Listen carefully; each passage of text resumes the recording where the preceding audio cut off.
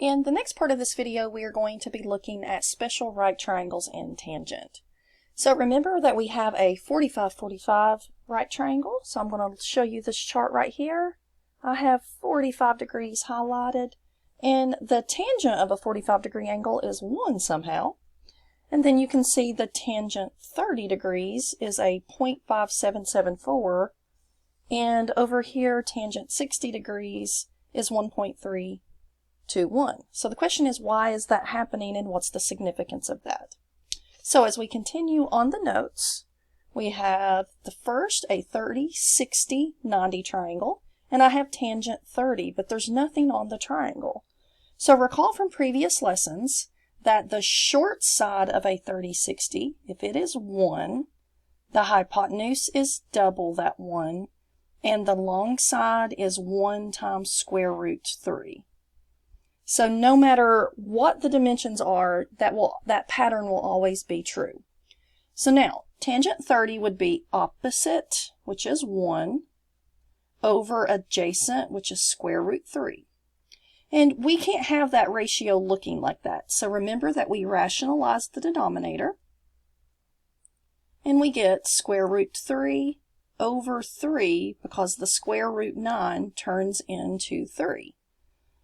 Now, tangent 60 is opposite, which is square root 3, over 1, so that is square root 3.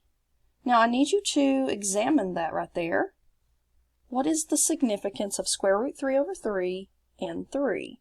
So if I show you my calculator here, you can see 0.5774, 1.7321. That's what was in the chart. So sometimes in higher level math you don't want to use the decimals. These are the exact answers. Now you can see here I have typed in the calculator tangent 45 is 1. Now let's look at it and examine why is it 1. So remember, a 45-45 degree triangle makes an isosceles triangle. So if this is 1, and the hypotenuse is square root 2. So tangent 45 degrees, it doesn't matter which reference angle we use, they are both going to be the same. Opposite over adjacent, 1 over 1 equals 1.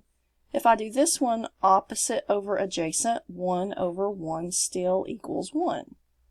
So that's the special relationships of what makes these numbers significant in this chart. Now, let's actually see if this is going to work in question number 6. It says, given right triangle ABC with AB equals 20, find tangent A and tangent B. Now remember, when it's asking us to find the tangent of A and B, it's actually only wanting us to find the ratio. So, tangent A is right here. So this is tangent 60 equals, and now here's the problem. That only gave us the 20 here. So we apply our pattern.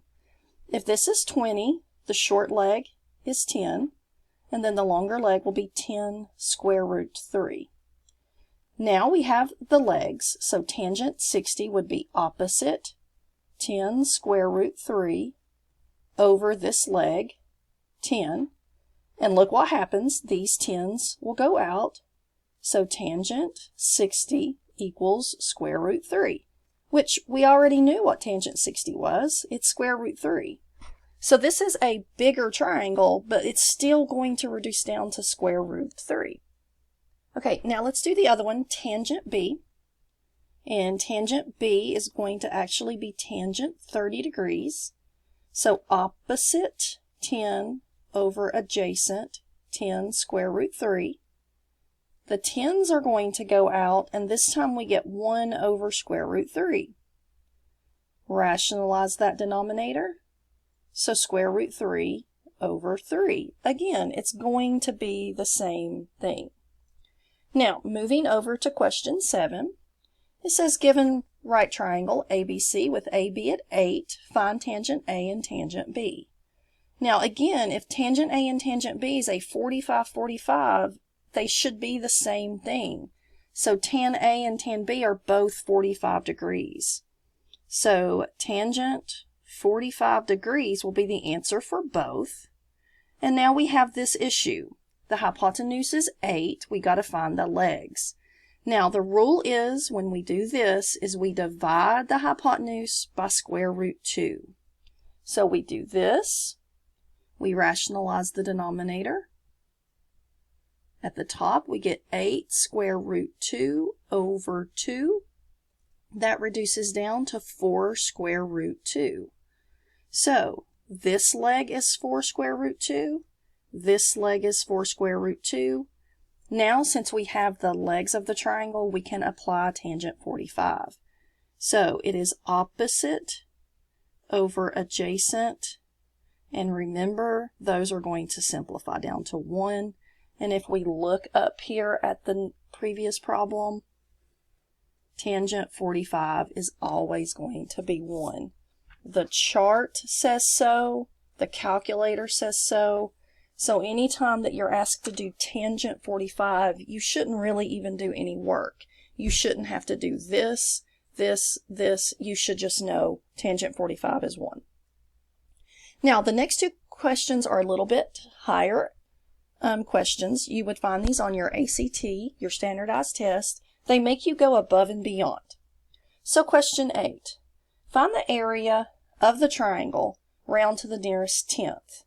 So a lot of things going on here. Find the area of the triangle, and it wants us to round to the nearest tenth. Now, when you're dealing with problems, you have to follow our rounding rules. Ratios are to the 10,000ths. The legs are to the tenths. So the first job is to look and see what we've got. We have 61 degrees here. We have opposite 22. We have adjacent x, and we have a right triangle. So since tangent is the trig ratio that does opposite over adjacent, we are going to use tangent to find the x. Once we find the x, we can apply the area formula. So opposite is 22. So tangent 61 degrees equals opposite over adjacent. Cross multiply.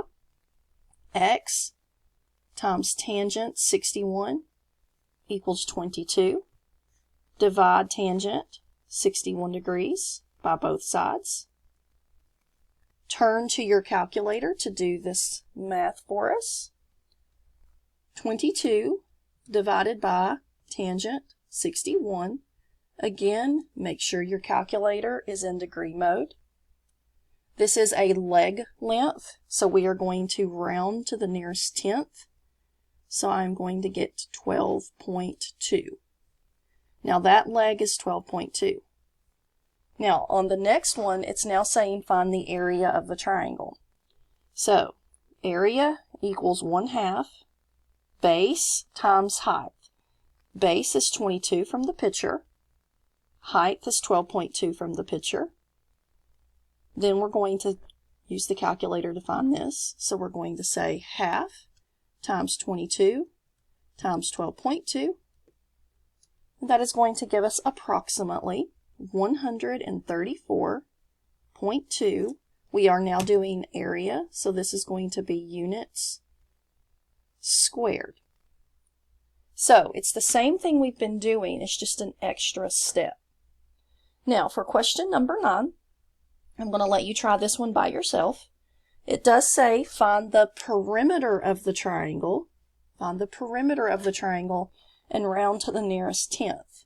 Now, just to help you through the process, the first thing you are going to do, you're going to have to find x.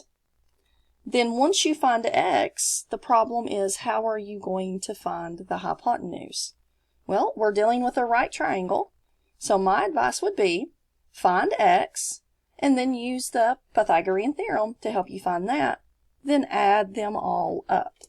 So this problem is going to take a little bit more time, so I encourage you to try it. Take your time. You will enter your answer into the next section, but just keep in mind this is about the learning. Try this one by yourself.